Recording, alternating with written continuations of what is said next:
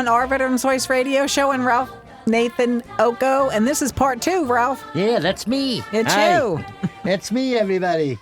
In better shape than I was last week. Okay. I do want to remind everybody that, to the best of our knowledge, there's not going to be any public ceremony to honor Susan Harris of Jetsons, who passed away last week. Yeah. There's a hole in my heart that will be with me the rest of my life.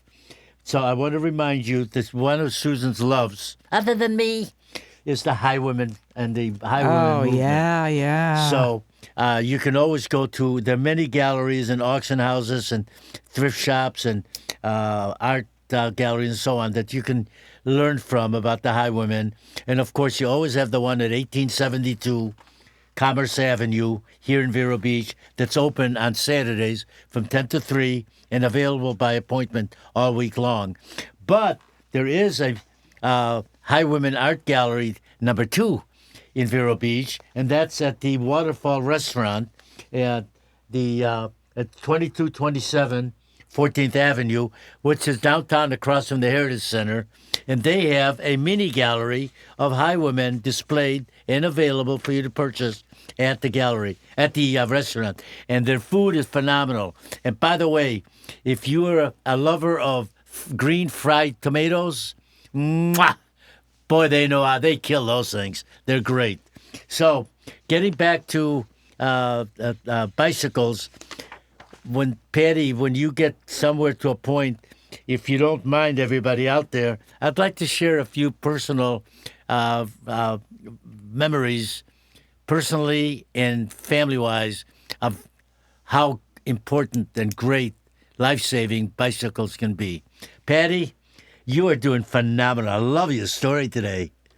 Thank you so much. And where we left off, the Iron Riders had just proven that the bicycle was, at the end of the 1890s, start of the 1900s, the fastest and most efficient way to get a large number of troops moved over numerous terrain types. But the War Department wasn't impressed enough to create a bicycle-mounted infantry. And that probably had a lot to do with the fact that just 9 months after the Iron Riders' legendary 1,900-mile trip, the Spanish-American War started. 1898. The 25th disbanded, and some of the Iron Riders were deployed to that war. More importantly, the Spanish-American War was in theaters that were not favorable to bicycle-mounted infantry. So the concept of bicycle-mounted infantry just didn't enter the U.S. military doctrine like it had for France, Italy, Germany, and others. Interestingly, while World War I is famous for its mechanization, it saw the second largest use of bicycle-mounted infantry in history. And it was beat out only by, wait for it, World War II. Oh, there you go. The largest single use of bicycle-mounted infantry ever was by Japan. The Japanese army moved huge numbers of infantry on bikes because it was quiet Yes. and required little logistical support. During the Malaya campaign, the Japanese military advanced about 600 miles in 55 days on bicycles. Wow. That completely shocked the British. The rapid Japanese advance on bicycles directly contributed to the greatest military defeat in British history, that being the fall of Singapore. Wow. The U.S. would get its turn being humbled by Japanese bicycle-mounted infantry in the first Philippine campaign and then later in Burma. Now, one notable time that the U.S. turned to the bicycle for tactical superiority was in Afghanistan Of all in the places. early days of Operation Enduring Freedom. U.S. Army Special Forces and CIA paramilitary used mountain bikes alongside our Northern Alliance allies to get around in the harsh terrain quietly, quickly, and with minimal heat signature and very few logistical needs. The bicycles that they used were a DARPA-developed folding mountain bike called the Montague Paratrooper. It was developed by Montague with DARPA in 1997 for special warfare units in the Navy, Marine Corps, and Army. The bike is 29 pounds. It's a hardened aluminum folding frame, and it is available commercially. And for those who don't know, DARPA means the Defense Advanced Research Projects Agency. I have talked to a Green Beret who was among the soldiers that were using Really? those bicycles in Afghanistan. And I don't know the last time that the U.S. military has used bicycles for that kind of tactical superiority. But the odds are pretty good. At some point, those DARPA bikes are going to be pulled out of storage and used once again. So there is Wow. the history of military use of bicycles. And Ralph has the most incredible bicycle story I have ever heard in my life. Please, Ralph. Well, first, I want to thank you. I want to remind everybody, by the way, World War II, there was one private company in the United States that kind of developed its own kind of revised bicycle, and that was the Western Union. Because you didn't have vehicles available during the war. Yeah. So Western Union, delivering telegrams, they used bicycles, and they are highly sought after today. I'm familiar with it personally because when we started the military museum, the Naval Iron Guard, Merchant Marine and Navy Iron Guard, one of those Western Union bicycles was donated to our museum. And that's what taught me about it. But let me share a couple of things. I was born in Israel, naturalized. I came here in 1956, naturalized in 1962. But when I was a little kid in Israel, remember, Israel became a country in 1948. So I'm born in 1945, which was still Palestine, which at that time was Arab and Jewish, run by the British. Anyway, so I lived in a very little town called Benyamina between Haifa and Tel Aviv, a couple of kilometers away from the Mediterranean to the west, but to the east, a few kilometers to the Jordan border. So as kids, my friend Avik, which is Abraham, we would ride our bike from Benyamina, all on roads, not dirt roads like Patty was referring to, and we would ride the bikes literally, hours. Of course, we're kids. We're probably 10, 11, well, probably 8, 9, 10, 11, whatever. And in those days, you didn't think about fear. When you're that age, you're not afraid of nothing, except your mommy, maybe. So we literally would ride a bike all the way to other villages, and then we would go further east just to get to where the trench, it's like a ditch with barbed wire. And what did that signify? On the other side that's the border. That the other side was Jordan. That's as a kid. Now I'm in Chicago, I'm in 1956. Between 1958 and 1959, if you're familiar with Chicago, we lived on the south side, which is south of Jackson Park. We would ride our bike from South Shore. That would be my best friend Lester, whom I lost a few years ago. And we would ride our bike to Midway Airport. At that time, Midway Airport was like a podunk farm city airport. The distance, I would say that at this point, it's like riding from Vero Beach further than Melbourne one way. And we were young kids. You're talking about, 11, 12, whatever, or maybe 13. But the bicycle ride that I want to talk to you about, because we're getting to a time for a commercial, so I will just prepare you ahead of time. Ironically, Patty, you were talking about bicycles predominantly in Europe.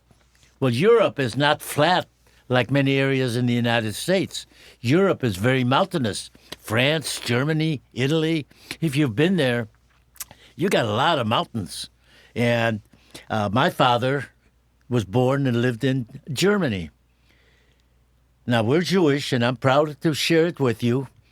And my father was 19 years old. He was working in a factory after high school, because in 1930s, you had two choices after the gymnasium, high school. Either you went to work or you went to the university. Well, my father, for the family, was not financially able to, so he went to work. And he went to work for a factory. I do not know, and I wish I'd asked more questions of what my father's factory where he was working at. But by the time my father was born in 1915, by 1933, he was already a foreman on one of the assembly lines. Now remember, he was only 19 years old, so he was a very good worker, and that's how I knew my father. Now we're going to take a short break, and when we get back, I'll tell you the greatest bike ride you'll ever hear of. We'll be right back, everybody. And this is out of love and respect and admiration for my dear father. I'm Dr. Tim Ioannidis at Treasure Coast Dermatology. At Treasure Coast Dermatology, we believe in the prevention and early detection of skin cancer. We are medical doctors, and we focus on the medical aspects of dermatology. You don't need a sales pitch for Botox, collagen, or wrinkle creams. You need a doctor that cares about you and the health of your skin.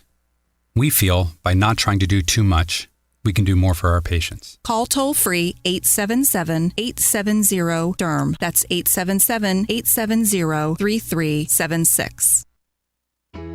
Meet Norma Howell, patient of Florida Eye Institute. My sight to me is top priority, because you lose your sight, you lose all of your independence. And so with me, it was scary. After meeting Dr. Shoemate, I had a joy. I knew I was going to be okay. My life is just 100+%. Are you ready to experience truly exceptional patient care? Florida Eye Institute. Hey, did you hear the latest about our Florida Highwomen? No, what? There's a Highwomen Art Gallery in Vero Beach. Really? Where? 1872 Commerce Avenue. Wow, when's it open? 7 days a week. Call 954-557-6226 for an appointment anytime. No kidding? Just call for your appointment, 954-557-6226, and then go to 1872 Commerce Avenue. Wow, that's good news. We're back on our Veterans Voice radio show and Ralph Nathan Oko. Thank you, everybody. So now it's 1933. What happens in Germany in 1933? Hitler and his party, the Nazi Party, has won a major election. Excuse me. And literally they bounced out all the politicians, and Hitler took over, 1933.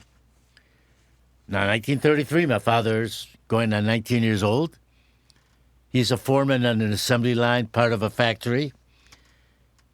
And the first thing that the Nazis do, they fire and dismiss all the Jews working in that factory, except one, my father.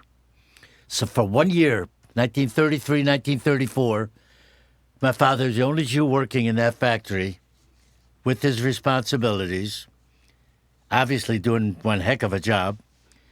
But one night when he's preparing to go home, one of the Nazis walks by him and whispers, "Get out tonight. They're coming to get you tomorrow morning." 1934. My father's 19 years old. Now, what do you do? He went home, told his parents. They said, go to the synagogue, tell the rabbi in the temple, and tell your girlfriend. And that night, he packed his stuff into a backpack, and He got into his Mercedes-Benz and he drove to... No.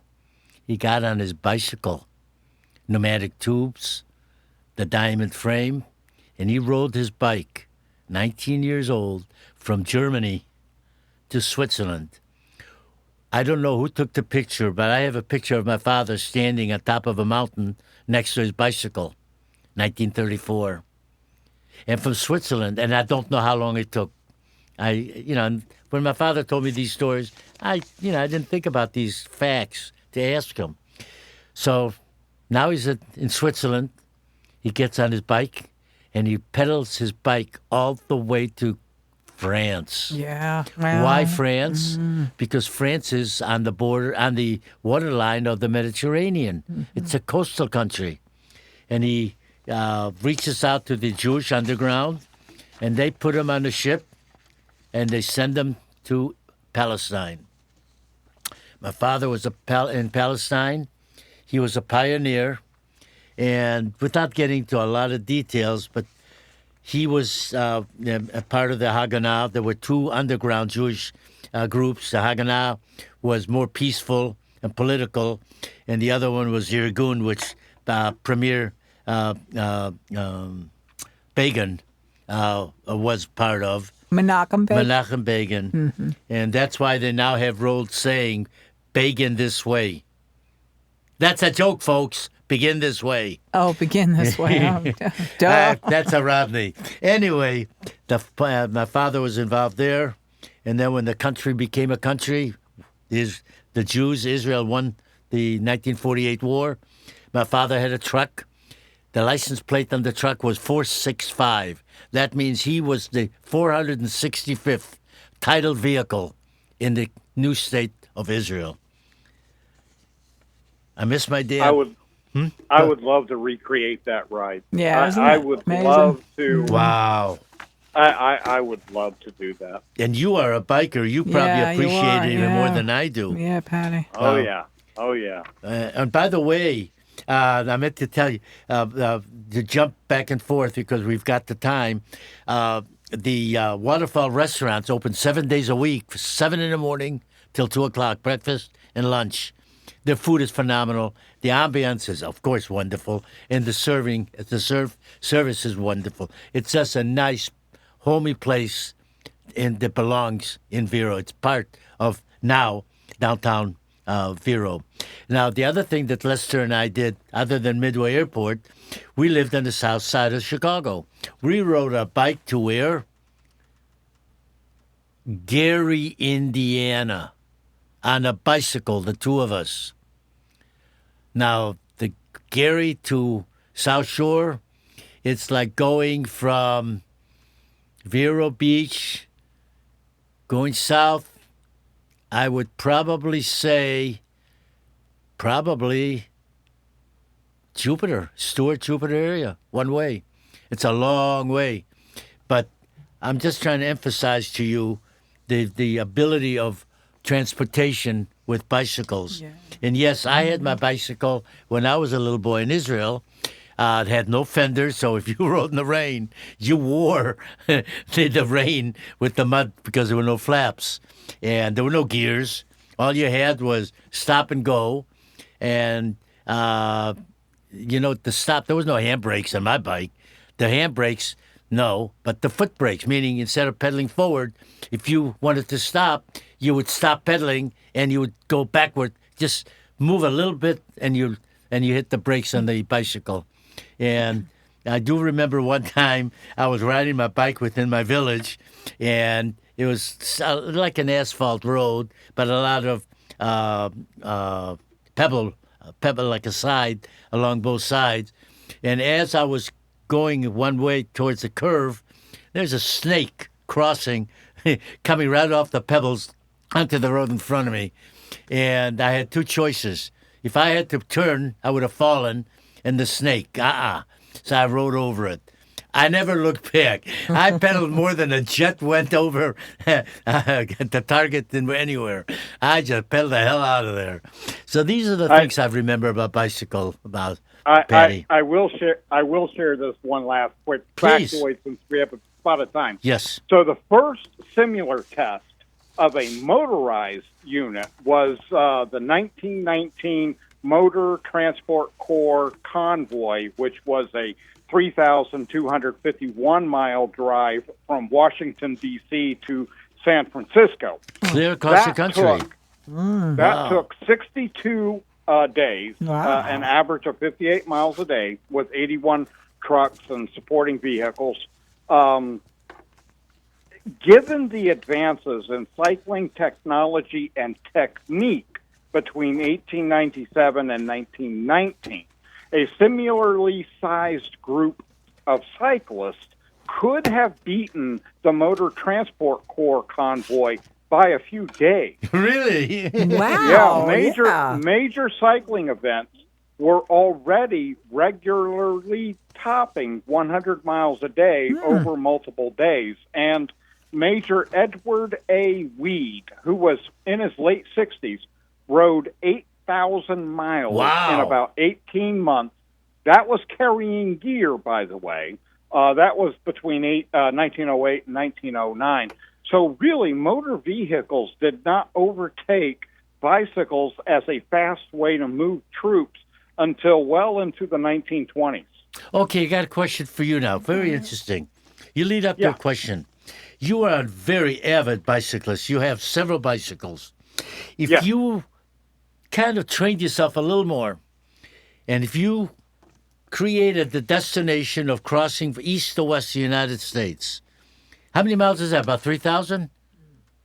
Give or take? Yeah, I think Jacksonville to Los Angeles on Interstate 10 is, as I recall, something in the neighborhood of 3,200 miles or something like that. How long would it take Patty McAllister, considering terrain and flat tires, stuff like that, how long do you think it would take you to pedal a bicycle from Jacksonville or Daytona to L.A.? If I could ride on Interstate 10, I could do probably 60 miles a day on average. And now that's carrying gear. If I wasn't carrying gear, I could probably do like 75 miles a day. Well, but I would first say, assuming I'm carrying gear and I'm on Interstate 10, so I have a smooth roadway, I could do that. Whatever, take 3,000, divide it by 60. That's 50. 50 days or so. Yeah. Boy, I'd love to see you do that. Yeah. Every time I see the post-apocalyptic movies and read the novels and what have you, we gotta go. I always want to scream, okay, we'll just end it there then. Thank you. Patty, you did great today. You did. I want to Fabulous. remind our audience, everybody in Florida especially, hurricane season, June 1 through November 30th. Be prepared. We may just have a show about that for you in the next couple of weeks. At this point, it's time for our honor roll. This is where, this is probably the most somber part and the most important to me of our Veterans Voice radio show.